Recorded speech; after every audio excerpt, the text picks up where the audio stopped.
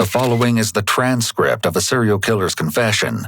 These are the actual words of Ed Kemper, the majority of which have never been heard until now.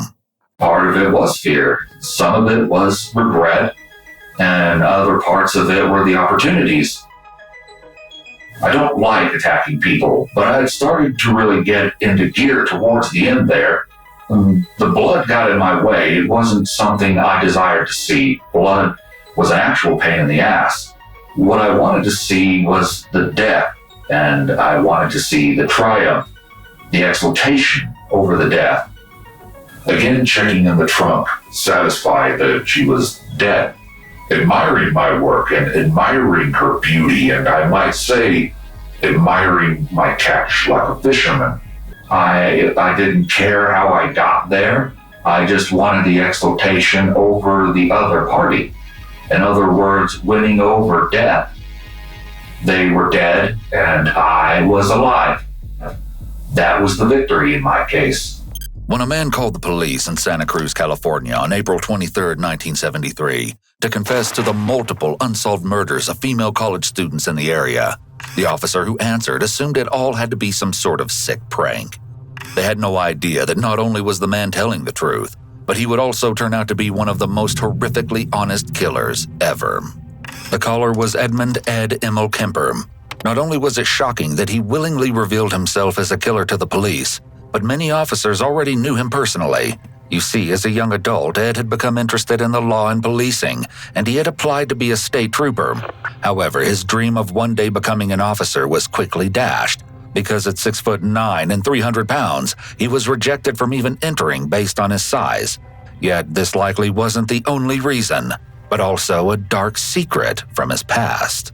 Still, Ed managed to befriend quite a few officers after he started frequenting a bar across from the police station. They all became so friendly that many of the officers nicknamed him Big Ed, though this wasn't the chilling nickname he would be remembered by forever. In a truly ironic twist, one of the officers who became friends with Ed trusted him so much that he gave him a police-issued training school badge, while yet another actually let him borrow a gun. Ed wasn't just a nice guy who the officers occasionally shared a beer with, but the very serial killer they were looking for after 6 college students in Santa Cruz had been murdered. They never once suspected him, and he was only ever caught because he chose to turn himself in.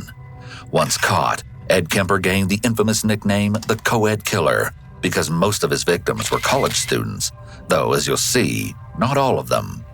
What follows is a reenacted interview based on never-before-seen interrogation transcripts after his arrest on April 24, 1973.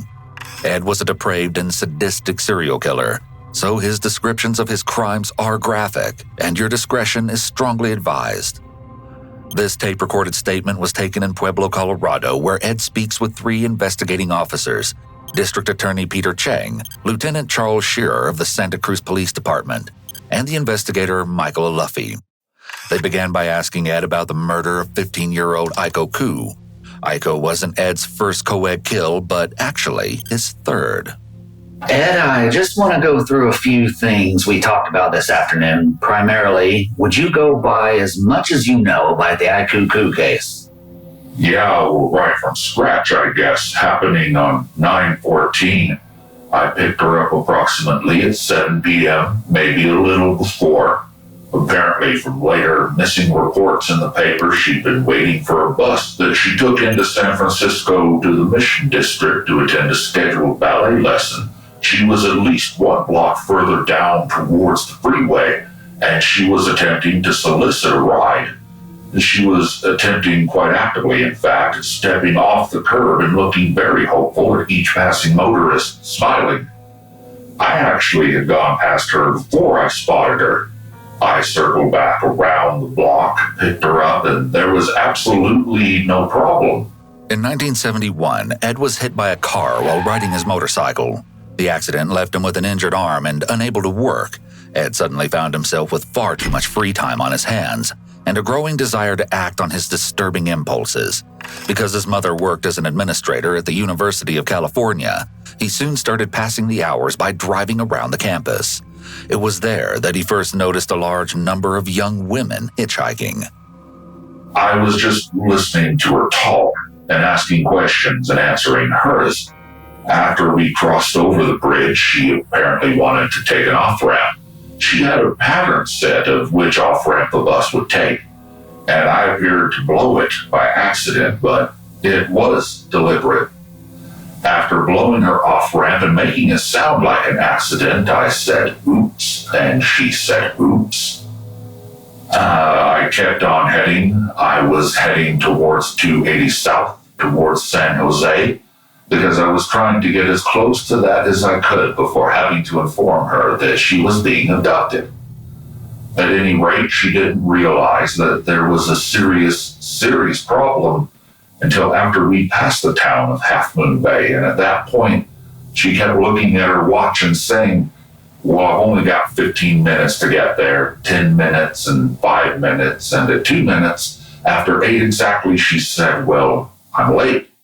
I'm going to be late for my class." And at this point, I had been balking at saying anything, but at this point, I told her that she wouldn't be making her class tonight. Notice the way Ed speaks. It's very perfect and proper. He describes the kidnappings and murders in a very methodical way. He doesn't sound like he's having a conversation or telling a story. Ed sounds like he's reading a recipe or step-by-step instructions. I said, "I'm not taking you to San Francisco. I'm taking you out of San Francisco." And at that point, she was in her seatbelt and I was in mine. She was shaking her head and holding her arms up and saying, "No, no," and almost shrieking, "Don't kill me, please." And I started shaking her and told her to knock it off. And I wasn't going to hurt her. She kept doing it. So I reached under the seat and picked up the gun I had under the seat. I poked it in her ribs and then held it up in front of her. After 2 or 3 times doing this, she finally stopped this pleading not to kill her and don't hurt her. I told her I wanted to talk to her and I was desperate. I needed someone to talk to keep me from myself, which of course was a ruse. Right away, she stopped being nervous and upset, and we talked down the coast for the next few hours, or I'd say about an hour and a half down the coast. I said that it would be suspicious if she was sitting in the car with me and the neighbors would be alarmed. So I wanted her to be in the trunk, and since she would be in the trunk, I wanted to tie her up because I wanted to feel safe and not panic myself. So she agreed with this, but she didn't want to be in the trunk. She asked if she could be tied up in the back seat instead, and I agreed. I was basically headed southeast on Smith Grade, I think, and headed down this little road to the right that lost sight of the road, stopped, turned off the lights, turned on the inside lights, and asked her to get the tape out of the glove box, her already knowing what was going to happen to a certain point. She got the tape out. I pulled a piece of it off and placed it over her mouth and told her to get in the back seat, where I would tie her up and cover her over with a blanket. Did she help you in any way put the tape on? Yeah, she got it out of the glove box for me. I placed it over her mouth and rubbed it on nice and tight and got it on straight and everything, and asked her to blow against it and move her mouth around to see if it would come off, and she assured me it wouldn't, following my instructions to the letter. I asked her to jump over the back seat, and she did, and at any rate, I got out of the car on my side, leaving the gun under the front seat on the driver's side, got out of the car, walked around to her side, and realized that the keys being in my pocket, she had locked her side of the door when she got in. At this point, I started fumbling in my pants, trying to get the key out quickly before she realized the advantage she had. And when she saw that I was fumbling for the keys, she climbed back up over the seat and flipped up the inside lock on her side, letting me in. At this time, I moved, flipped her cushion forward, climbed in the back seat. She was laying on her back with her hands across her stomach to be tied, and I asked her to turn over on her stomach, and she did, and put her hands behind her back. At this time, I tied her hands, and I took a lot of time doing it because I was realizing that as soon as I was done tying her hands, that I had to kill her or else take a chance on driving around town where someone could see her moving around under a blanket So I fumbled around at trying to get her hands when I finally realized I was wasting time and needed to get the thing done if I was going to do it. I turned her over, back rather gently on her back, and placed my right hand firmly over her mouth from the right side. She looked slightly curious at that point, wondering what I was doing, not at all worried or panicked. I then took my left hand, the thumb and index finger, reached around over her head, pressed both nostrils closed, and for a moment there was actually no change in expression. The intricate detail that Ed provides here shows his genuine enjoyment. He paid attention to Aiko's every action and facial expression, but there is a total absence of any human connection or empathy. This really shows the extent of Ed's psychopathology, because he had spent hours talking with and getting to know Aiko during the long car ride, forming a personal connection with her. However, this is inconsequential to Ed, as his only goal was to commit the murder. Everything else that comes before is simply how he lures in his victims and sets up the attack. Then she realized what was happening. She completely panicked and struggled so violently for what I can only imagine to be a half of a minute, maybe 45 seconds, until she lost consciousness. In early May 1972, Ed put handcuffs and a knife in his trunk and a gun under his seat. It was on May 7th, while driving around the Berkeley area, that he first spotted two 18-year-olds, Marianne Pesch and Anita Lucchesa. They became his first two co-ed victims. The two Fresno State students were looking to catch a ride back to the Stanford University campus. Not knowing the danger they were putting themselves in, they eagerly got into Ed's car when he approached them and offered to drive. Ed drove around for about an hour before he pulled off the highway and down a secluded dirt road, without the girls noticing at first. He chose the spot because his plan was to assault them, and he didn't want to be interrupted by anyone passing by. As soon as he stopped the vehicle, Ed got his handcuffs from the trunk and attempted to restrain Marianne in the back seat. He later admitted that he'd accidentally brushed his hand against her breast while trying to subdue her and actually apologized for it, which is incredibly ironic given what he was about to do. Eerily, it's possible that despite Ed's plans, he still cared what the victims thought of him, so he wanted to portray himself as a good guy. This could suggest he had narcissistic tendencies. It also indicates that he could have antisocial personality disorder, ASPD, as they often have rigid rules and beliefs. Many of them will even claim to be very moral and ethical. It could also have been a manipulation tactic. He may have wanted her to think she had nothing to be afraid of, so she wouldn't resist the handcuffs. Anita managed to get out of the car and took off running. After securing Marianne in the handcuffs, Ed grabbed his knife from the trunk and chased after Anita where she had run into the woods. When he caught up with her, he stabbed her multiple times before strangling her to death. Despite being covered in Anita's blood, when Ed returned to the car, he told Marianne that he needed her help because he'd accidentally hit Anita and had broken her nose. Marianne got out of the car as soon as Ed took off the handcuffs. It's hard to know why exactly Marianne did this, but she may have been doing what Ed said out of fear for her own life. Still, once she was out of the vehicle, Ed overpowered and stabbed her. He put her body into the trunk of his car and then collected Anita's body and put her into the trunk as well. With two bodies in tow, Ed then drove back to his home, where he took them inside and assaulted the corpses. After, he took several Polaroids of the bodies to keep as trophies, and then disposed of their bodies in a remote location. Both Marianne and Anita's parents filed missing persons reports, but there was no sign of either of them. That is, until August 1972, when Marianne Pesch's head and other parts of her body were found spread throughout the Loma Prieta mountain. Anita Lucchesa's remains have never been found. Where'd you gotten this cord that you tied her hands with? I've gotten this cord from the first two co-ed killings, that of Marianne Pesch and Anita Lucchesa. I believe the cords belong to Marianne Pesch, but I'm not sure. Did you retain the cord after Aikuku? Well, I had 3 cords initially from the first 2 murders. This was the third murder, and I used one of the cords that night and destroyed it rather than untie it, and this was after I put her in the trunk. I stopped to make sure she was dead, got out, went around and checked for a heartbeat. I couldn't really feel her hands, her extremities, to see if they were cold without moving her body. So I turned her over, cut the cords, threw the cords off the side of the road in some bushes, and pulled her hands out and around and put them across her chest. And the fingertips were cold. Was this before or after you stopped for a beer up there? That was before. Then I stopped at a little bar off on Donny Doon Road for a couple of beers. Also to check to see how apparent my whatever was, grief, excitement, exultation, anxiety. I had, I think, 3 beers, maybe only 2, washed my hands in the washroom and left. Again checking in the trunk, satisfied that she was dead.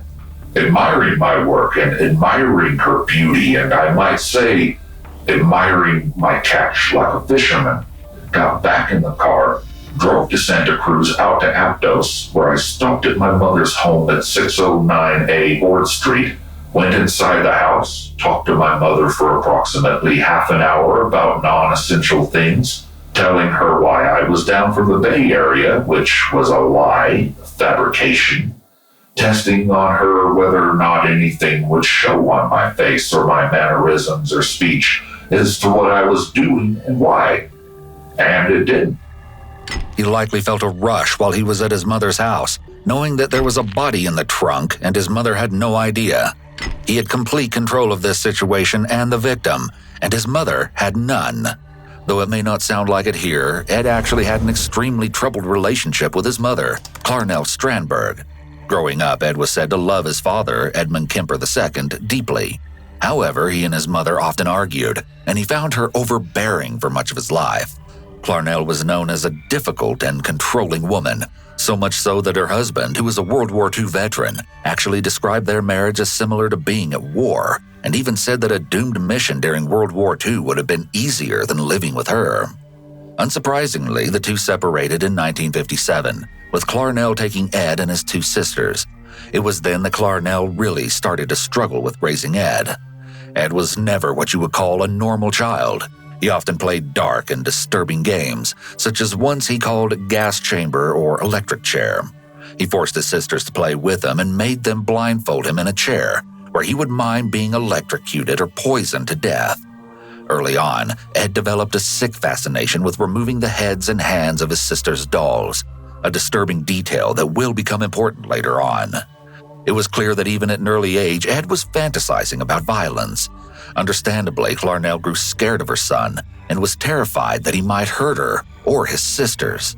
In an attempt to keep everyone safe, she forced Ed to sleep in the basement alone and away from the rest of his family. One risk factor for delinquent behavior is a rejecting attitude by one or both parents. Ed may have felt rejected by his father after his parents divorced. Apparently, his dad remarried and helped raise his stepson, yet had little contact with Ed, which may have hurt him greatly. Being ostracized from his mother and the rest of his family too likely only made Ed's resentment grow. It's likely that isolating Ed in the basement worsened his already serious emotional problems. He may have developed anger and resentment toward the women in the home, as he was made to feel inferior to his mother and sisters by not being able to sleep in a bedroom like everyone else. This could have partly contributed to Ed's desire to target women later on in his life. Once he became an adult, he was able to turn the tables and inflict punishment on women. Now, you told us before that this was the first body that you dismembered. Yes, it was. At this time, I'd broken my arm quite severely. It was quite an effort to carry her up to my apartment from the trunk, and I knew it would be very difficult to carry her back down out of the apartment. It was late at night, at least midnight. So I decided the only safe way to take her out of the apartment was to dismember her body and take her out in some form of container. If anyone had spotted me, I'd hope to get out of the area quick enough to where they'd think I was just carrying a girl up to my apartment.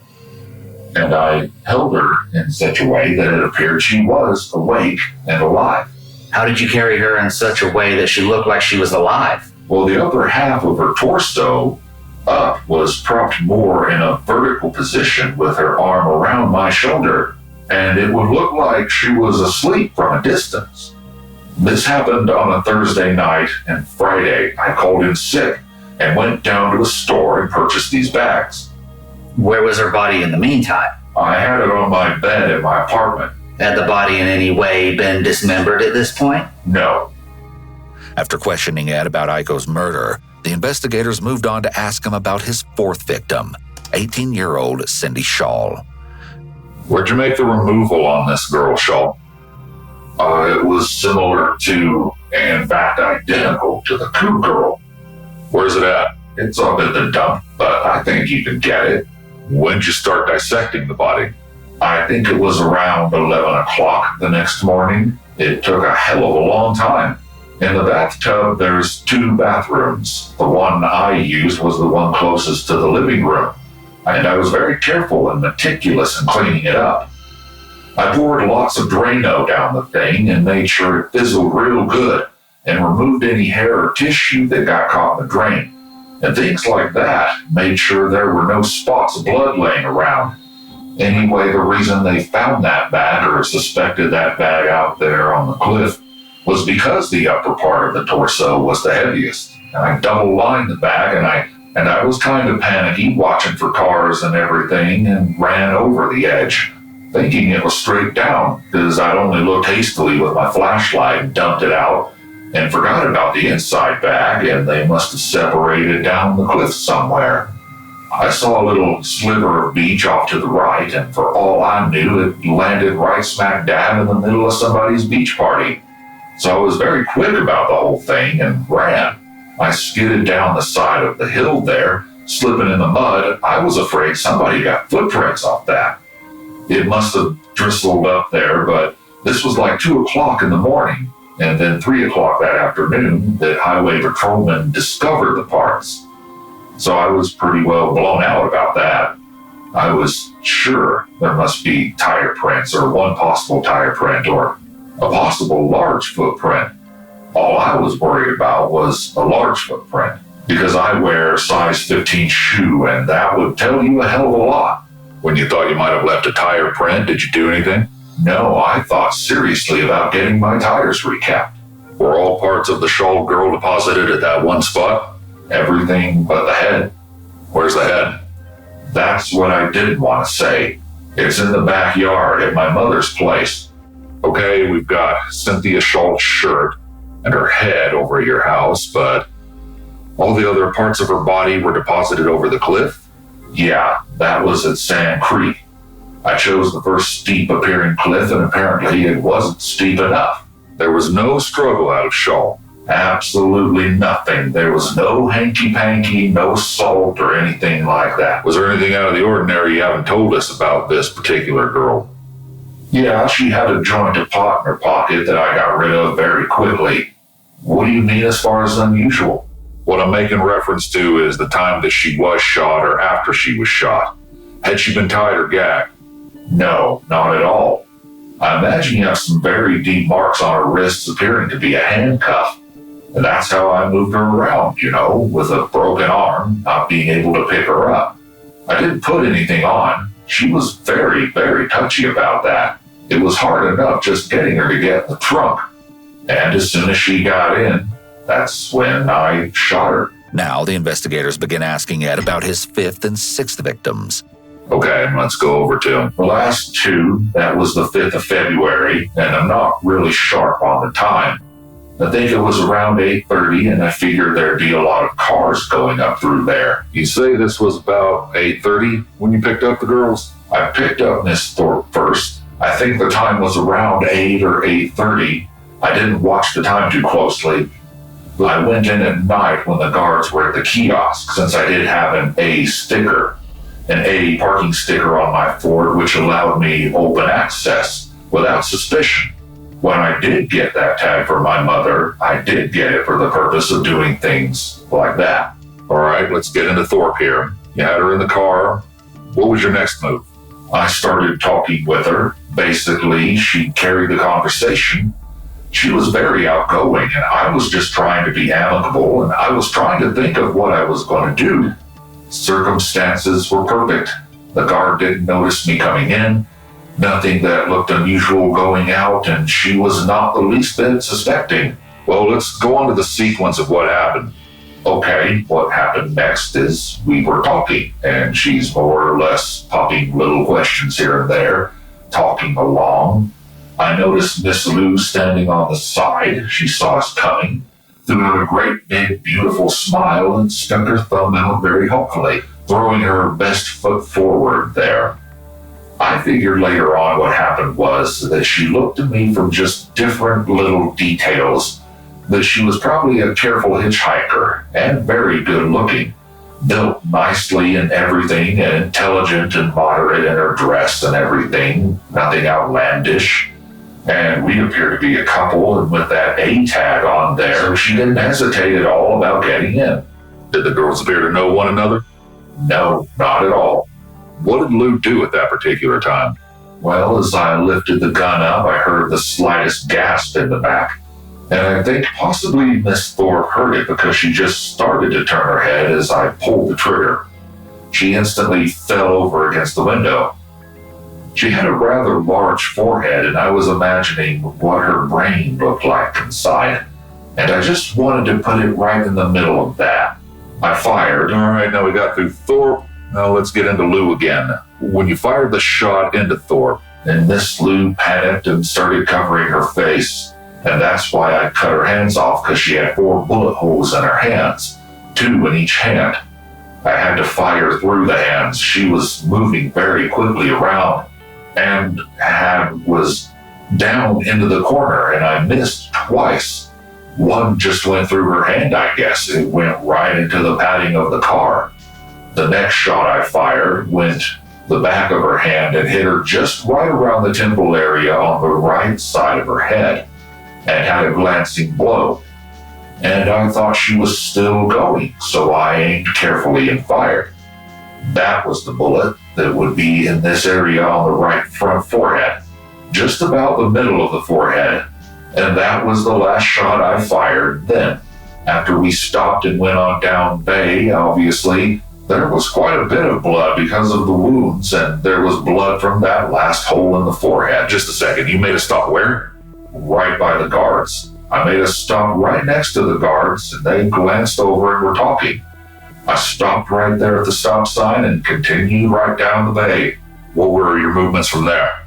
I went straight down to Mission, turned right, and headed out on I, making sure I broke absolutely no rules, and was doing my damnedest to look cool while I was freaking out about Alice Lou in the back seat there, which I'm sure she was unconscious.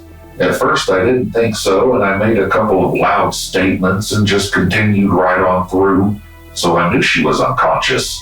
I slowed down very slow, turned her head around to the side, and fired point blank at the side of her head. I just dragged Miss Lou and put her in and lost a shoe doing so and went back and got it. I was very careful about things like that because I knew those were the details that get people every time. Also, I heard a plastic bag underneath the car blow out of the car as I pulled around, and it had blood on it. It was a blue laundry bag, so I reached under the car and fished that out and put it back in. But it rained later that night, so anything that had been there would probably have been destroyed as far as evidence. After you loaded them into the trunk, did you go straight home? Straight home. Did you talk to your mother as soon as you got home? Yep, I went home, and what I did was I walked straight in, and I noticed as I got into the light there... Oh, wait a minute. I stopped at the Freddy's Fast Gas on the left there, coming back into town. Well, I stayed there quite a while at the station talking to the girl and acting nonchalant. Then I went home and talked to my mother a little and crabbed about how I'd fallen asleep in the movie. What happened when you got home? So I just went out there, pulled the car around, and opened up the trunk, and this is the way the entire series happened. I took out that big knife, and I cut both of their heads off right out there on the street. It was maybe 10 o'clock at night, or possibly 11. Ed follows the pattern of getting more and more brazen, and his actions are less cautious and planned. He's destabilizing the more he follows his urges. He condemns society for not noticing the horrible deeds he's participating in, a way of perhaps shifting the blame from himself to others. He's almost presenting like he wanted to be caught, and kept going because he couldn't believe he hadn't been caught yet. It's clear that Ed has a mix of antisocial personality, narcissism, as well as sadism disorder. Then I went down and got my cigarettes at this little bar down by Seacliff, walked back out, got in the car, drove home, went back in the house, watched TV, and went to bed. The next day, my mother was at work and it was drizzling. About 10 or 11 in the morning, I started the process. You left them in the trunk all night? Yeah, their clothing was drenched with blood, and there was a tremendous amount of it. Okay, both girls were in the car all night with their heads removed, right? Yes. Did you say you took both girls in the house? No, the other girl never left the trunk. Ford never left the trunk except for her head, and I took that in the house the next day and removed the bullet. Now we've got Lou in your room. What happened after the axe? Well, like I said, I cleaned her up, I carried her back out, and there was a party going on upstairs. This was about 2 in the afternoon. You ever wrapped up in anything? I think very casually in a blanket or something very small, because her legs were hanging out. That's one thing that amazes me about society. That is, that you can do damn near anything and nobody's gonna say anything or notice. All right, then you got her back in the car. Then what happened? That's when I removed the hands. What'd you do when you left your house and had both girls in the trunk? Well, it was afternoon and it was raining. I went up 17. I was going to go up to visit my friend, and I definitely decided to dispose of them up in the Bay Area. All parts of the girls were there. Yeah, and I decided to get rid of them up in the Bay Area because you could tell they'd been from Cabrillo, and as far as the authorities knew, the first 2 could possibly have been killed in Santa Cruz too, and I wanted to distract the heat away from Santa Cruz. So I figured I know both areas, and the authorities wouldn't necessarily know that I knew the Bay Area well, because so they would think it would be at least somebody within 5 or 10 miles of that area, and that's what I wanted people to think. All right, you drove up 17 to Alameda. Yup, and I stopped by and saw my friend for a while, went out to dinner, and then went out to a movie, and I couldn't eat the dinner. I got in the car and just to kill time filled up with gas at the other Union station. I arrived on the scene up at Eden Canyon Road about 2 a.m. in fact. I think it was very close to 2 a.m. when I actually got rid of them. I dragged both bodies over to the edge and laid them horizontally and pushed and rolled them down. By the end of April 1973, Ed had begun to lose control of his carefully planned attacks, and everything was unraveling around him. He expected to be caught at any moment. The interrogators start to ask Ed about a series of horrific events involving his mother, Clarnell, and her best friend, Sally Hollett, which led to him eventually turning himself in to the police. This interview will be based around the incidents that occurred at your home last Saturday. Is there anything that you want to tell me that led up to this incident? Not really. Well, let's start with the reason for it. That's rather involved. The reason for it is these murders were coming to a head. I felt like I was going to be caught pretty soon for the killing of these girls, or I was going to blow up and do something very open and get myself caught. A long time ago, I had thought about what I was going to do in the event of being caught for the crimes. And the only choices I've seen open is being that I could just accept it and go to jail and let my mother carry the load and let the whole thing fall in her hands like happened last time with my grandparents. Or I could take her life. Well, I guess that leaves me 2 choices. I could do it in the open with her knowing what was happening, or I could do it when she didn't know what was happening. The way Ed words this, it's as if he's implying that he was actually doing his mother a favor by killing her. However, given their very troubled relationship, it's unlikely that he truly believed this decision was for her well-being. It's possible that he thought about killing his mother for a long time, but he held off because he knew killing someone else in his family would make it more likely he would be caught. Now that he believed he was close to being apprehended for the co-ed murders, he may have felt like it was the right time to act on his murderous thoughts towards his mother. As Ed just casually mentioned, the 6 co-eds he murdered weren't the first time he'd killed. No, that actually came much earlier.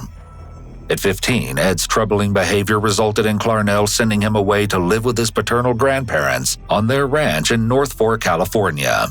Though just a teen, Ed was already 6'4" and weighed about 250 pounds at this point. Just like with his mother, Ed had a tumultuous relationship with his grandmother, Maud. He thought Maud was just as controlling as Clarnell, and the two constantly fought while he stayed with her. On August 27, 1964, following a typical argument between Ed and Maud, he decided to do something no one expected. Ed's grandfather had gifted him a rifle as a Christmas present, and following this fight with his grandmother, Ed grabbed it. He told Maud that he was going outside to shoot gophers, but instead, when she turned her back on him, Ed aimed the rifle at her head and pulled the trigger. He shot her twice more, with both bullets hitting her in the back. He then grabbed a towel, wrapped it around his grandmother's head, and dragged her body into the bedroom. A few moments later, his grandfather, who had been out of the house at the time of the shooting, returned from the store.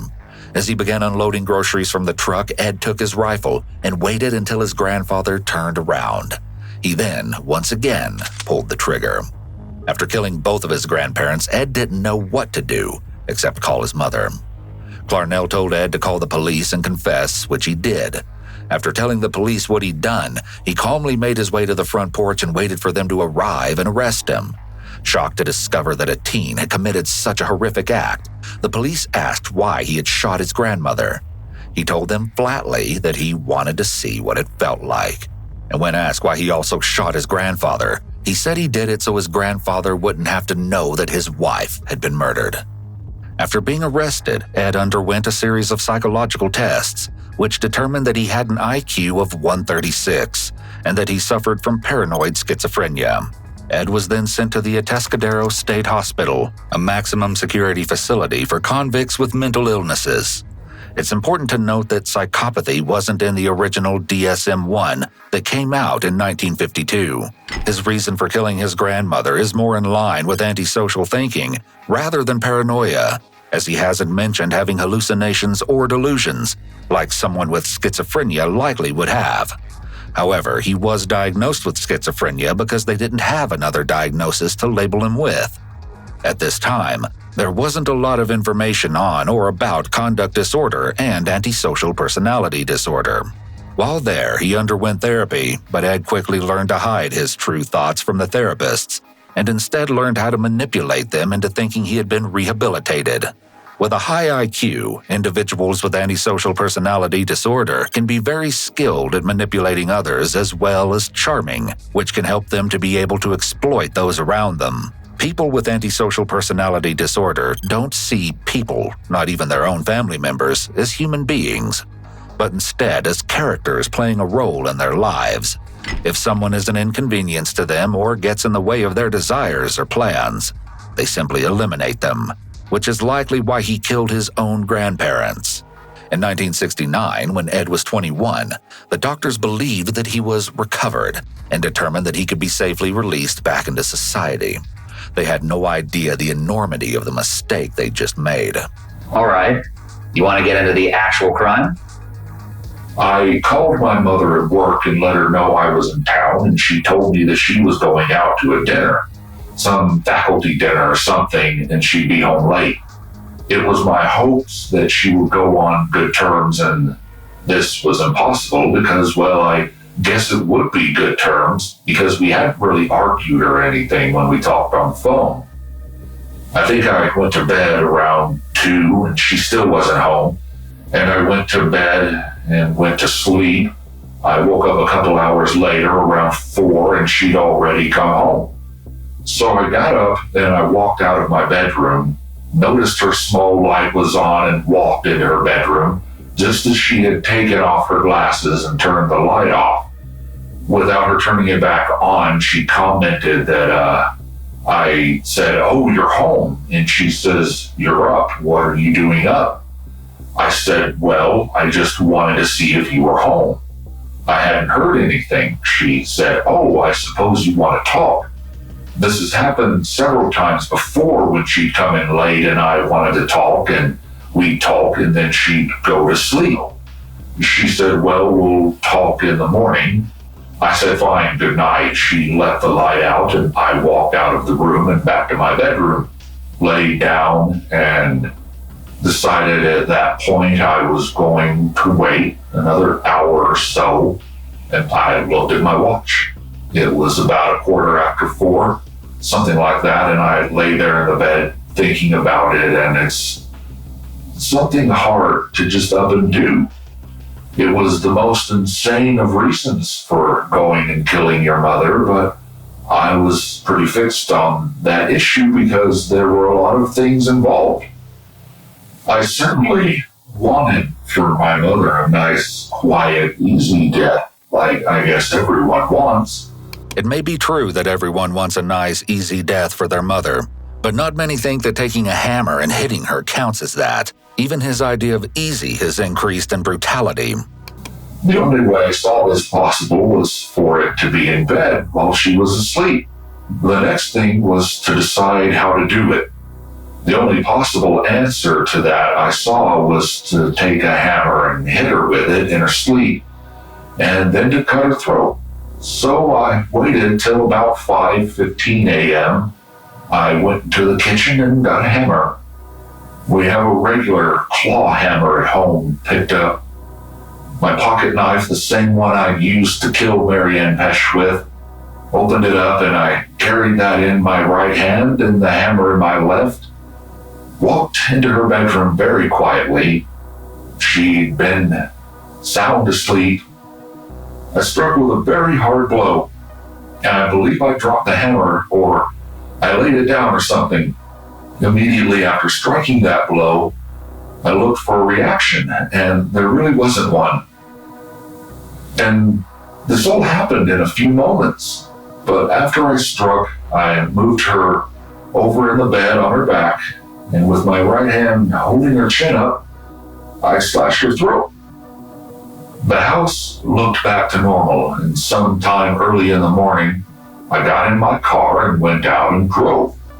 I'd become quite ill immediately after it happened and hadn't eaten anything the night before. But I had the dry heaves quite a few minutes after it happened. I was unable to do anything. Based on how he describes the incident, Ed seemed to have been determined to kill his mother, and seemingly did so without hesitation or difficulty. But what's interesting is how he became physically ill afterward. He claims that this was due to exhaustion and other factors, like not having eaten, but it's possible that Ed was having a visceral reaction to killing his own mother in cold blood. Since Ed is so descriptive, his account of his mother's murder gives us a window into the mind of a person with severe antisocial personality disorder. Their actions and decision-making are not tied with their emotional processing, which is essentially what makes them able to commit horrific acts. This is what we label as lack of empathy. Out of all of his victims, his mother may have been the most difficult for him because he had the longest history with her, which triggered his physical response. He may not even be able to identify his own emotions. Since emotions manifest physically, not just mentally, he's able to feel the physical response.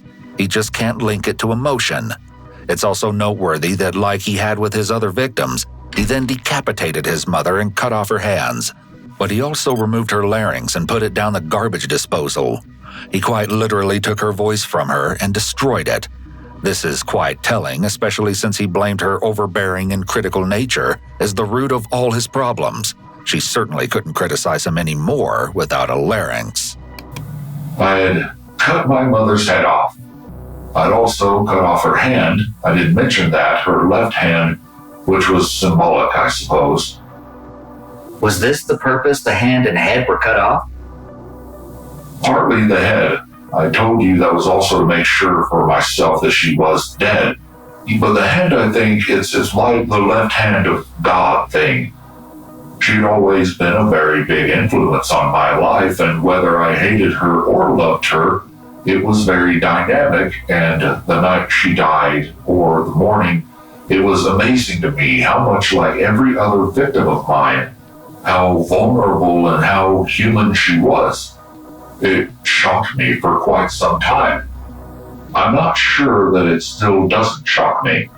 I felt quite relieved after her death. A lot of it was guilt that I'd been building up in fear that she would find out about what had happened and what it would do to her. I was glad that it had been quick. Ed may have felt that his mother had power over him his whole life. As a young child, he may have been afraid of her. Not only did she make him sleep alone in the basement, but according to Ed's father, he was trapped down there. There was only one entrance through a trap door, which was covered up by the kitchen table so Ed couldn't get out. This long-standing fear of her may have been why he chose to attack her while she was sleeping. Logically, he likely understood that he was much bigger and stronger, so he could easily overpower her, but there may have still been some fear of her.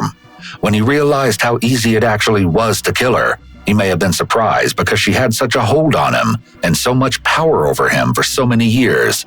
Being trapped in the basement and unable to get out could possibly also be why he seemed to enjoy the idea of putting Aiko in his trunk, perhaps as a way to relive and replay his whole childhood trauma, but in a situation where he was in power. I realized that my mother not being there Easter weekend would be highly suspicious by the family and friends, so I decided that someone else had to die too. A friend of hers as a cover-up, an excuse, something that would be believable by other people involved and other friends. So I tell a friend of hers, Sarah Hollett or Sally Hollett, who had frequently gone places with my mother and had done things on weekends.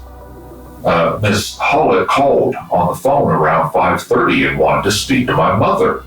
And I told her that I was celebrating and that I'd like her to come along with my mother and I to dinner and a movie. The reason I did this was I knew she'd accept. Of course, she jumped at the idea. I told her that my mother was not home, that she would be home a little later, and I said, why don't you come over about 7:30 and we'll supervise her and go out to dinner and a movie? She said, fine. I fell upon the idea of strangulation, so I had a cord that I'd taken from the first two girls that I killed, Ms. Pesh and Ms. Luchessa. It's certainly odd that Ed calls his victims Miss. It's a formality, but also it's a distancing technique. Notice how the only hesitance he seemed to experience in killing is with Aiko, and he calls her by her first name a few times, showing that he had a bit less distance from her than the others. I met her at the door, we spoke, and she came inside. I removed her wrap, which was a sweater. We talked about where my mother was, and I said I was sure that she was coming soon, that she had just called from a friend's house, which was something that was very common around there, so she accepted it fully. We moved across the living room towards the couch. I didn't want to seem obvious at anything being wrong. I was stalling around as we moved across the room. She said, let's sit down. I'm dead, and I kind of took her at her word there. I guess I saw that as a cue, and I hit her hard in the midsection, and she jumped back and said, guys, stop that. I struck her again immediately after the first blow, and her last words were, oh, and sort of stumbled back. I took her into the bedroom, and her belongings, removed all of her clothes, and put her on my bed in my bedroom, threw all of her belongings other than her purse in my clothes hamper, covered her up with a blanket, went into the other room with her belongings, removed the money from her wallet. I don't really remember how much was in there. It was a slight amount of money. Can you remember approximately how much? I've been keeping track of things like that with the other victims, but in this case, I was blowing wide open. I just took any money that anybody had. It might have been $10 or $15, I don't know.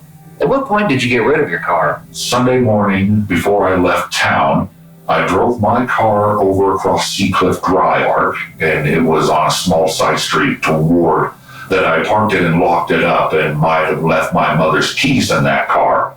I'm not sure whether I did, but I locked my car up and walked back to the house, prepared to leave, and what? That was about 10 o'clock? Yeah, 9:45 or 10. From there, where'd you go?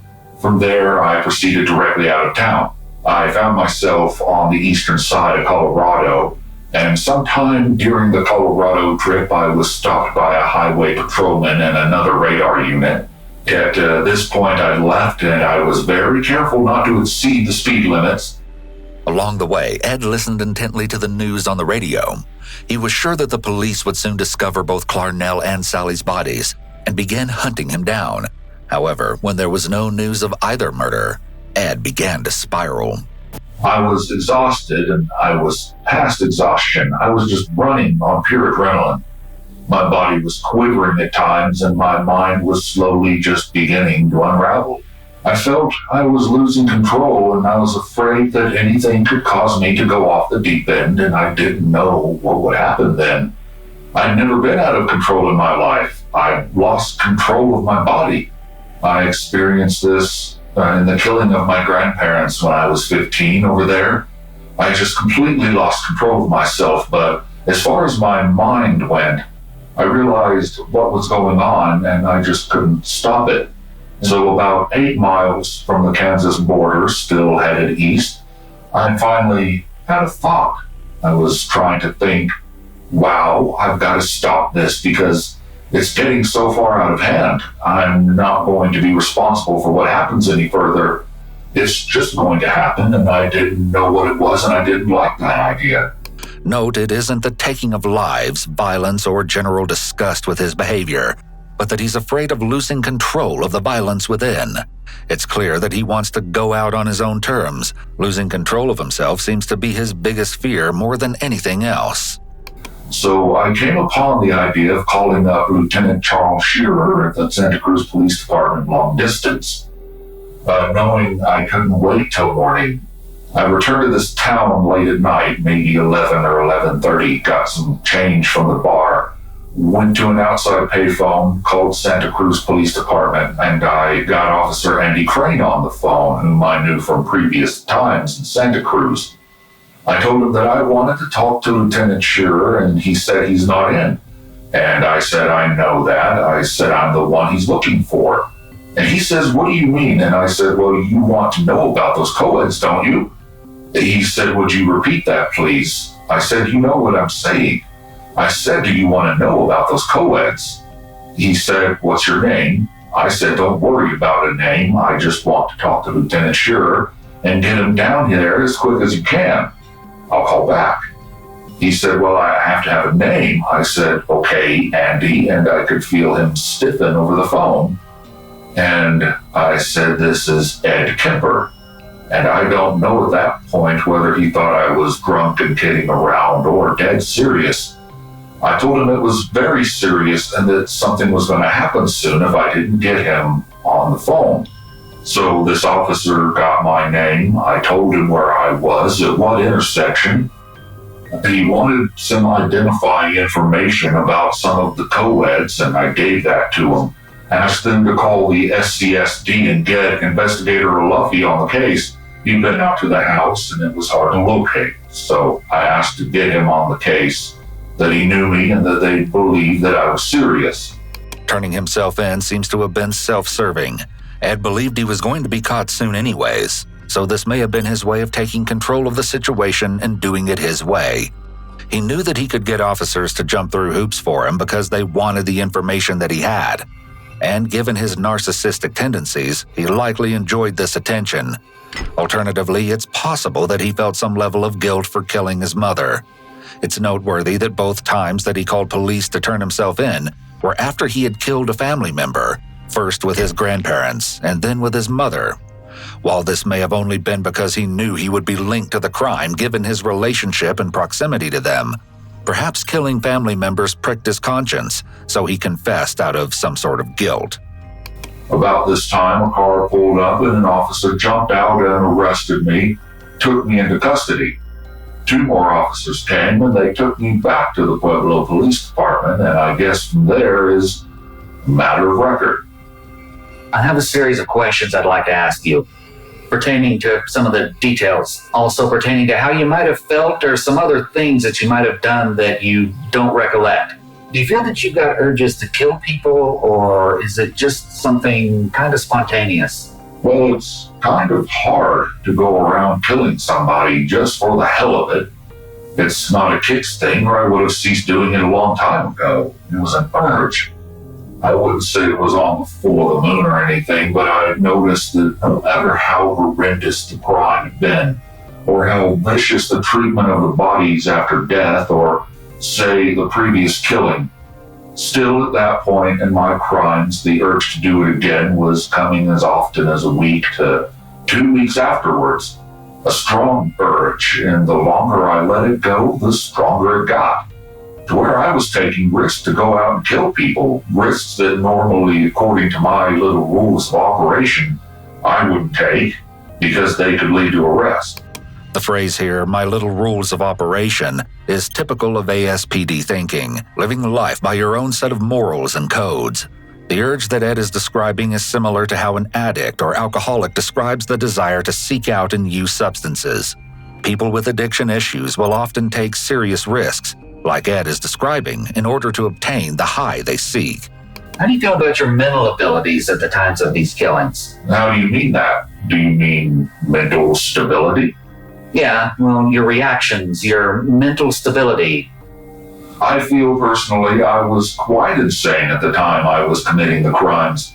I felt fearful before I would commit the crimes, but when I'm actually beginning to get myself involved in the crime, it was a big thrill.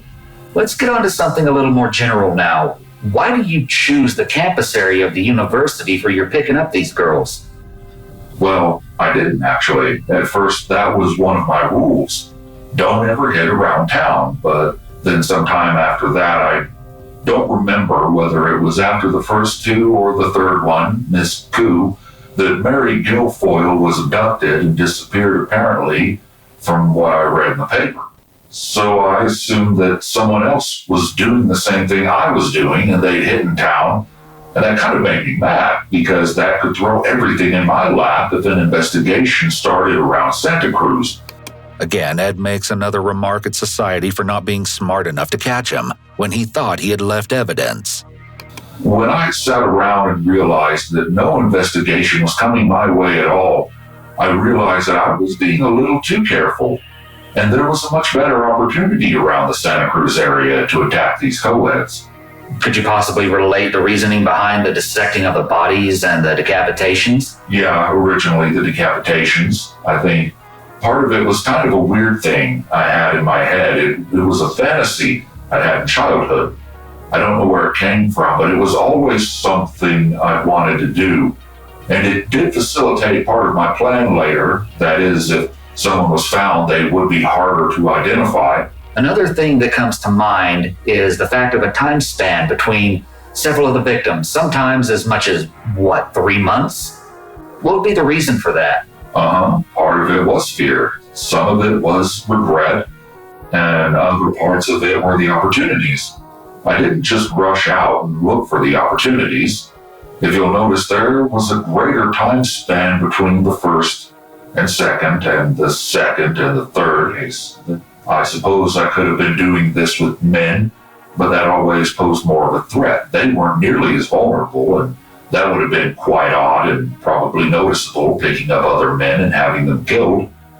So it wasn't just deaths I wanted. It was, like I said, somewhat of a social statement in there too, and I was jumping upon. I could have gotten children, I suppose. Children were vulnerable.